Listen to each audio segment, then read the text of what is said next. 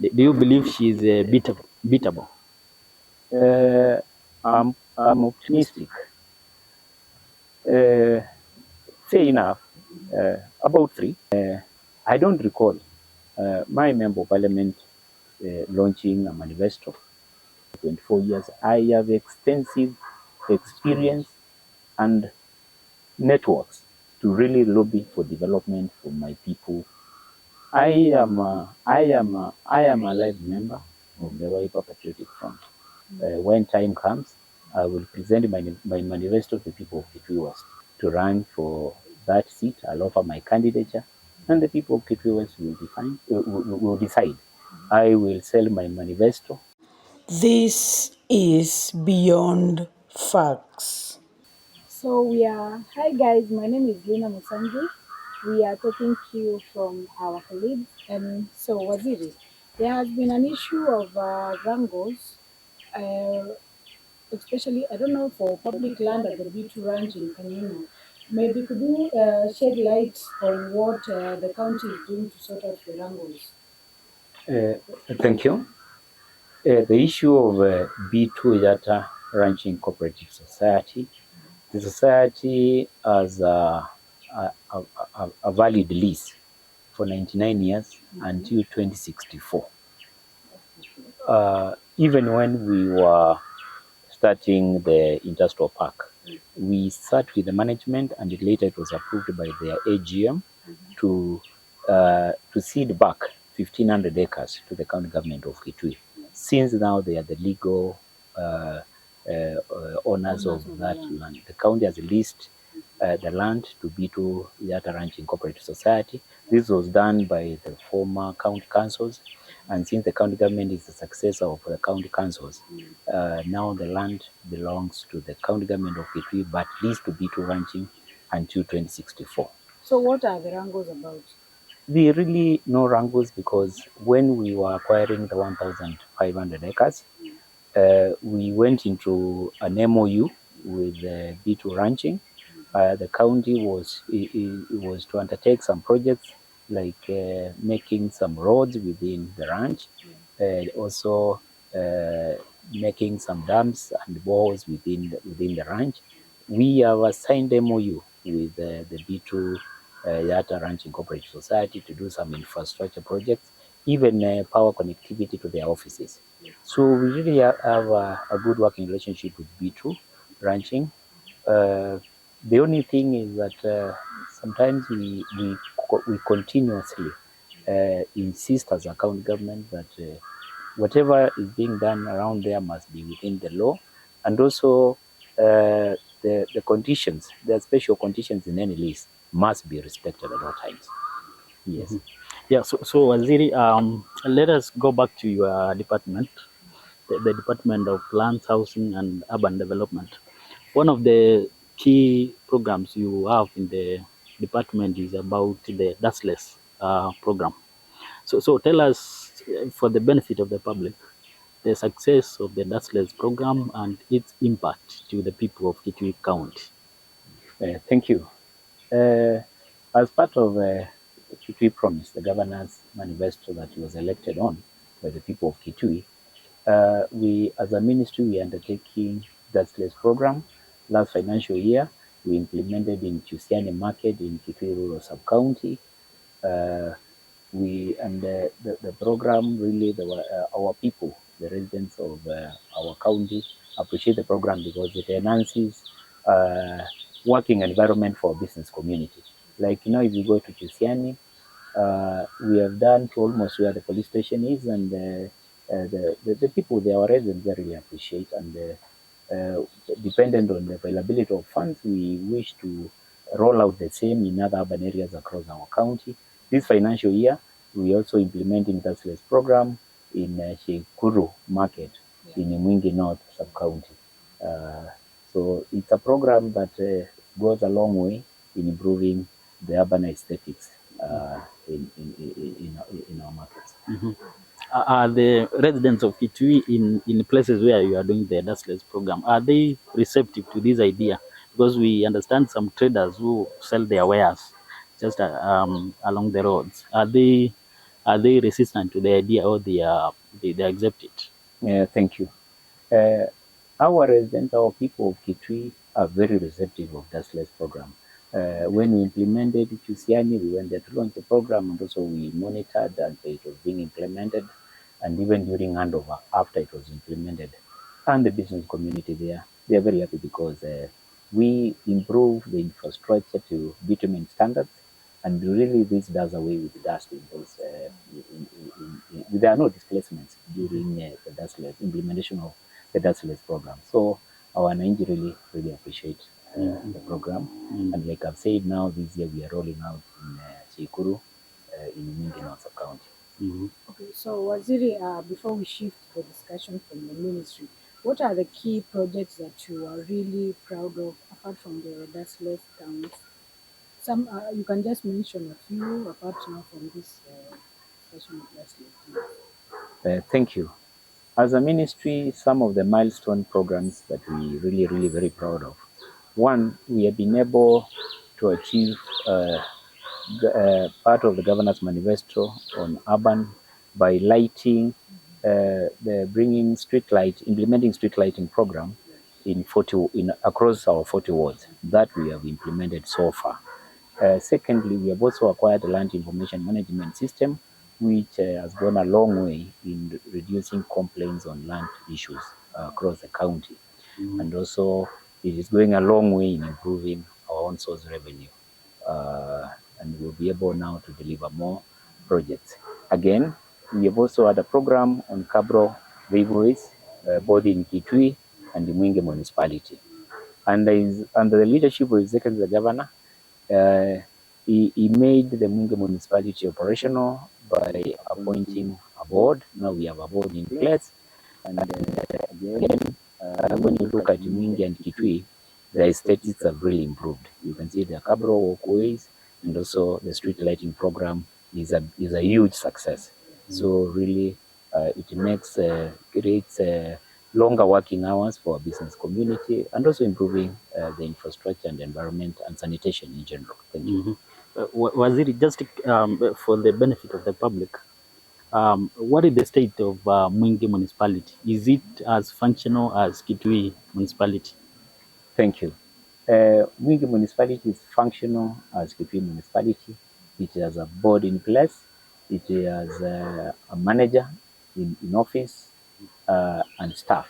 And actually, we have created, because by law, under the Urban Areas and Cities Act, by law, the two municipalities are supposed to be semi-autonomous. So even they implement their own budget, their own procurement, so they having a semi-autonomous status. So it's fully operational and just functioning as the Kitui municipality is functioning. And again, under His Excellency Governor Malombe's first term, he created town administrations, which have really been a blessing to the ministry, because as other counties were playing catch up, coming up with municipalities, letting municipalities have some autonomy, those structures have been in place under the two town administration, Kitui and Mwingi, which are town administrators. So they had structures in place, they had staff in place, they are implementing their own budgets. The municipal managers are accounting officers. Even the town administrators then were accounting officers. So our governor had foresight.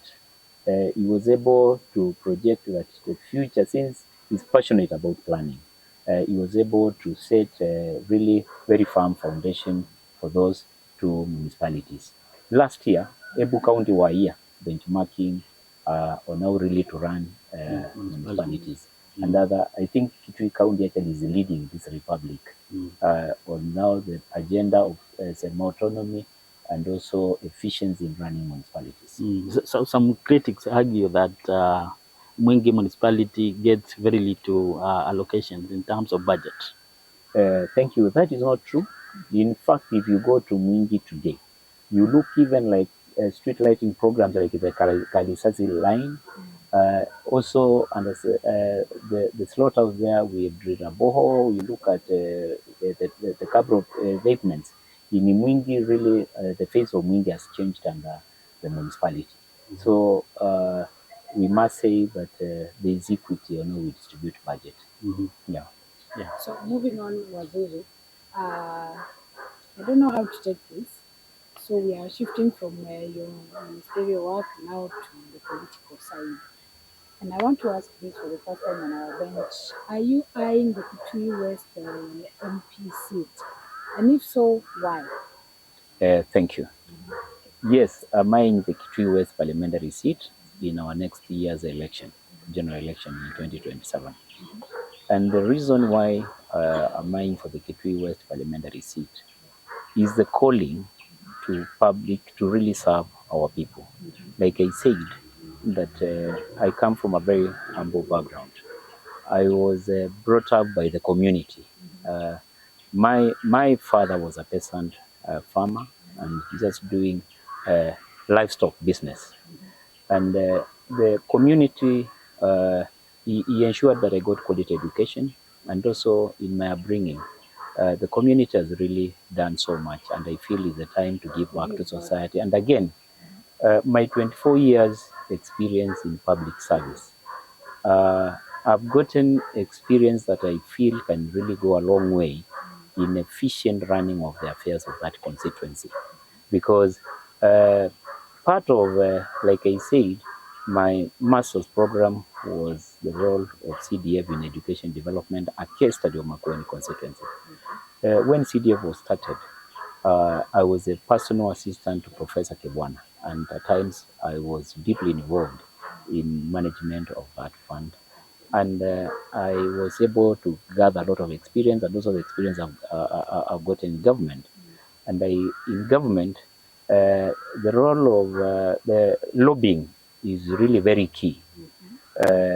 Lobbying for projects.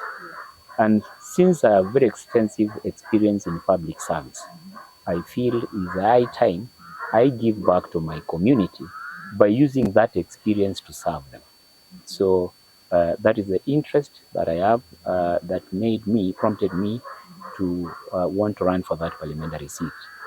Again, I believe leadership is about transformation. I believe that working with the communities and my previous experience in the civil society space, I was able to work with communities. I was involved in civic education, civic engagement. So I'm also passionate about working with communities. And I feel when you involve the community in running of their own affairs and you work with them, you're able to deliver results and transform the livelihoods of our people. So just like public service is a calling, also serving our people is a calling. And I feel it's high time I give back to society. And that's why I'm offering my candidature for the Kitui West parliamentary seat in the coming general election. So Waziri, are you in this race to win? Are you in the race to win? How prepared are you? I am prepared, like I've said.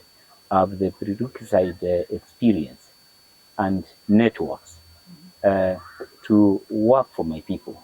So I am prepared to run for that seat. I'll offer my candidature, and the people of Kitui West will decide. I will sell my manifesto when time comes. I will present my manifesto to the people of Kitui West. Waziri, according to you, do party politics matter? Yeah, they matter. Like I have said, when I started work, like I said, I served as a PA to Professor Kivuda Kibwana, then cabinet minister. We served within 4 ministries for a period of 5 years. Later, I served under President Kibaki. I was involved in the re-election strategy of President Kibaki.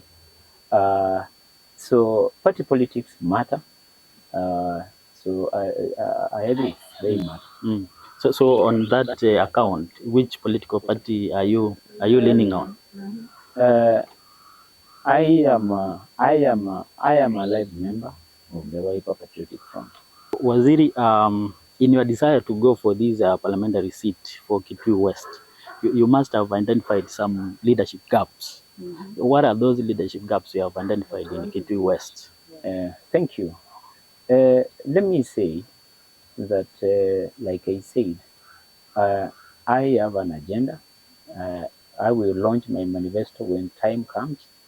And one, leadership is measured against some contracts, some tools. If I give the example of my governor, if you recall in 2022, he launched a manifesto that he promised a carefree. I don't recall my member of parliament launching a manifesto, or I don't recall coming across any manifesto. So really, you can't gauge leadership against no tool, no manifesto. And I must say, one of the key focus of CDF and role of an MP is how you manage education. There's a role that CDF has in education. We have heard of constituencies like Kiaru, where day secondary schools, parents are only paying for 500. Like I've said, I am a product of education, and I'm passionate about really promoting and enhancing education in society. I today pay school fees for 18 students in high school, in secondary schools, because I'm passionate about education. And like I said, even my previous work during my master's program was on education. So I believe we can do better in the constituency in terms of education, and also supporting other aspects like security. And then again, above all, like I said, the work of a leader sometimes is really knowing how to lobby for development, how to work with government. And like I've said, having been in public service for 24 years, I have extensive experience and networks to really lobby for development for my people if they elect me as the next member of parliament. So, Waziri, you just said you never saw the current MP launch a manifesto. What does that insinuate? Does it mean that very little is being done in Kitui West? Or No, like I've said, I would really not focus. Like I said, leadership is gauged against a manifesto, and since there was no manifesto, it becomes difficult to really track, because in performance management, what gets measured gets done. So if there was no contract manifesto, it becomes difficult to gauge where we are in terms of implementing, in terms of programs, development programs, because in the first place there was no manifesto. Yes. so maybe rating your MP out of 10, how much will it be? Fair enough. About 3. Why Yes. 3? One, I said leadership must be engaged, must be issue based. When you look at our constituency, a lot of the places, electricity is a challenge. And like now, you know that technology is the way now, is the in thing. So even business community across our county are not able to start small businesses like welding. So really, that is the work of leaders lobbying for power, also efficient running of the public funds that are bestowed in that office, and prioritizing, like I said, issues like education.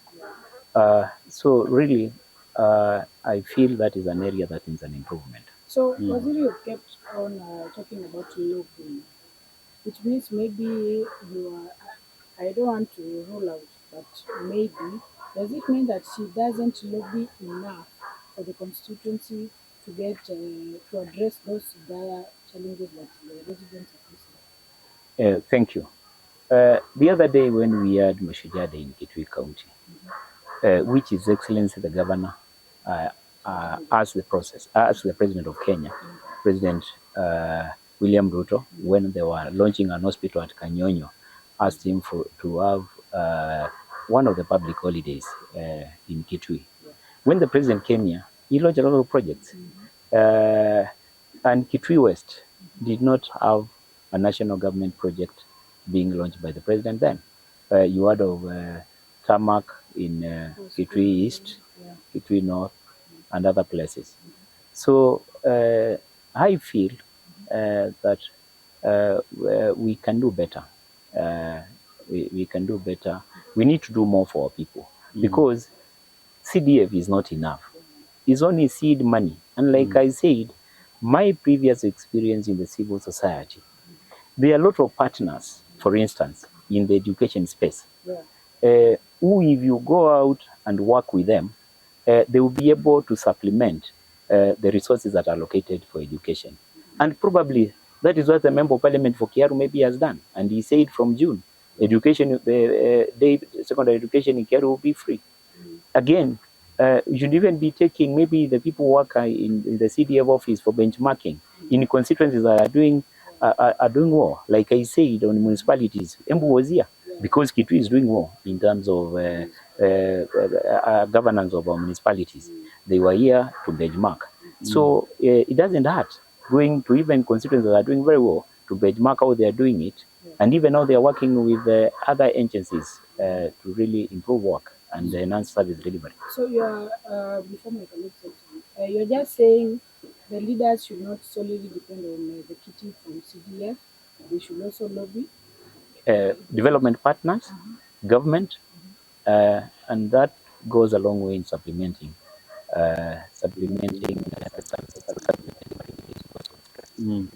Waziri, come 2027, the MP for Kitui West, if I'm not wrong, I think she'll be defending a seat and she'll be going for a third term. She'll be seeking a third term.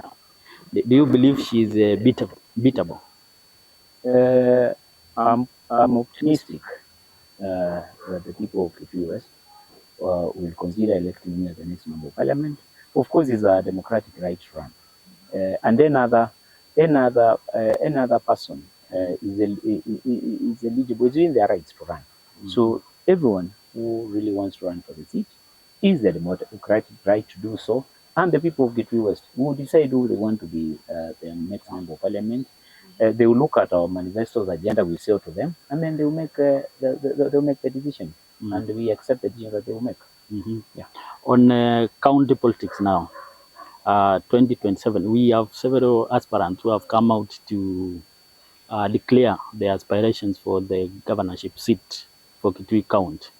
In your view, who is the ideal candidate in terms of not the name, but in terms of the character and the qualities that the people of Kitui should consider?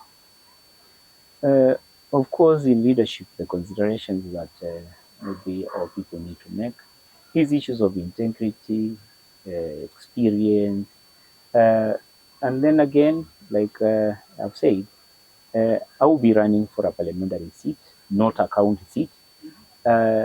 The people will be running for governorship will sell their manifesto and their agenda to the electorate of Kitui County, and the electorate will be able to scrutinize those manifestos and make a decision on who they want to be their next leader. You have, of course, seen and heard some of the aspirants who want to run for the governor's seat. I think it's still early to comment on that, since we are not yet in the official election period. And I think starting February next year, the primaries will start, and we'll have gotten to the election period.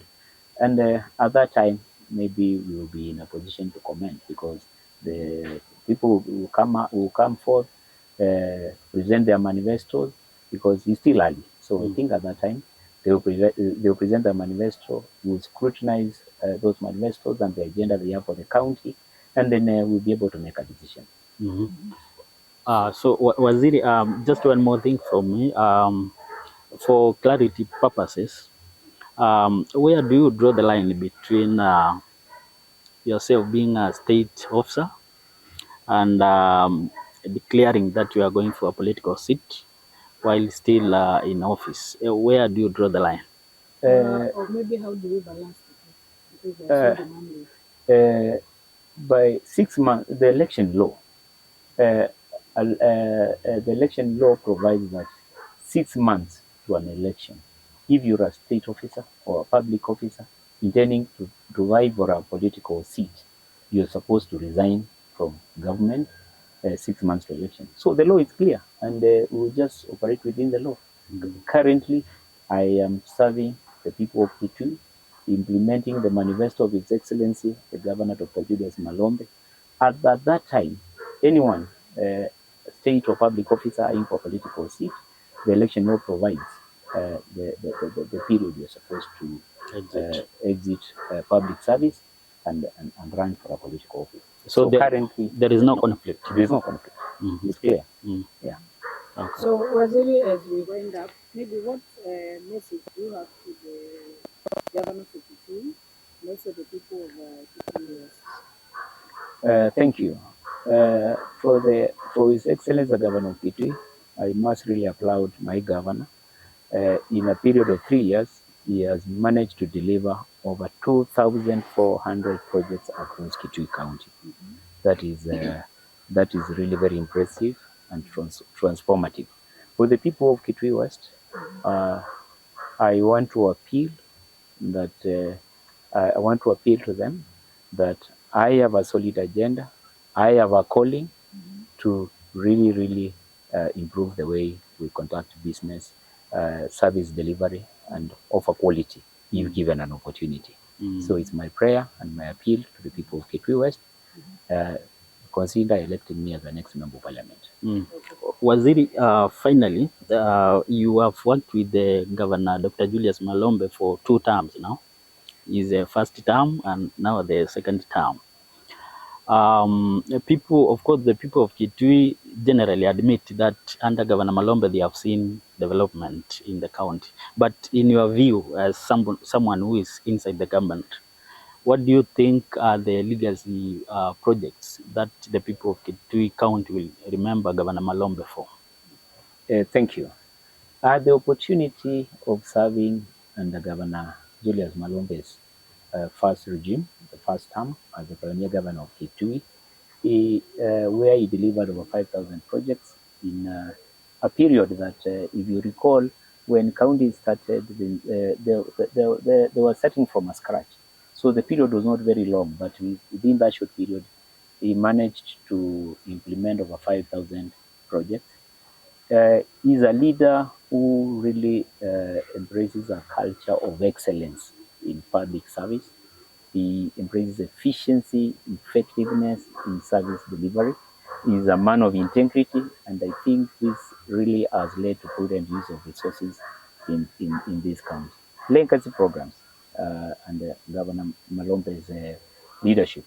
One, he introduced the community level development projects, which really, when you do a survey across this county, has really touched the lives of our people, has transformed and improved the quality of livelihoods across the county. Every village, the 247 villages in Kitui, they are CLIDIP projects. And again, even from the first term, those projects go to people in those wards. And that affirmative action ensures that money gets to the pockets of our people. Because when a project is implemented in a village by a person coming from that, people get work, resources, a trickle down of resources at that level. So I think that affirmative action has helped really transform urban centers across this county, and our people are happy about CLIDIP.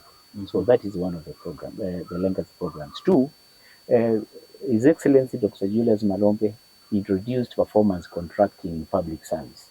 Like I said, in performance management, what gets measured gets done.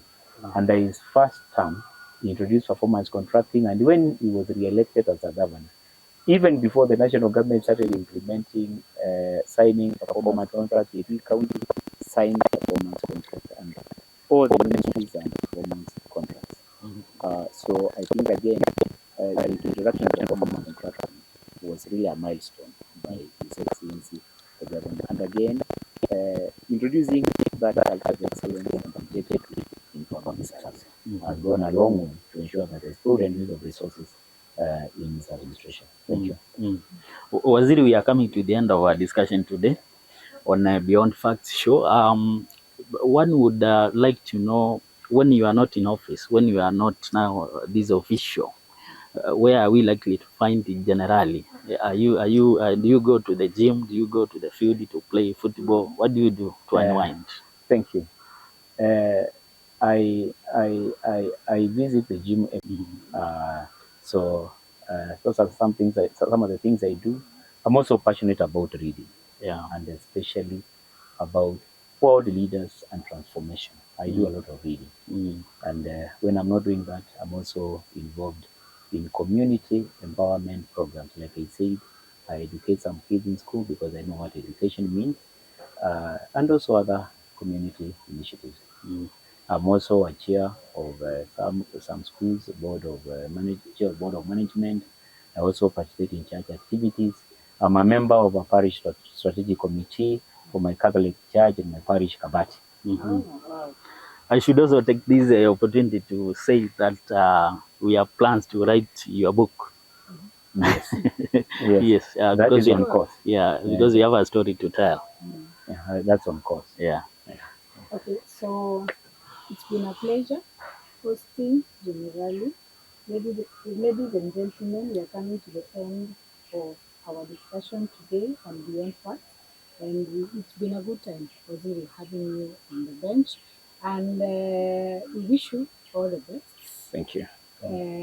Keep moving, go for it, and yeah, we are happy having you on Beyond Facts. See you Thank next you. time. We wish you well, generally. Thank you. Karibu Asanteni. sana. Thank you so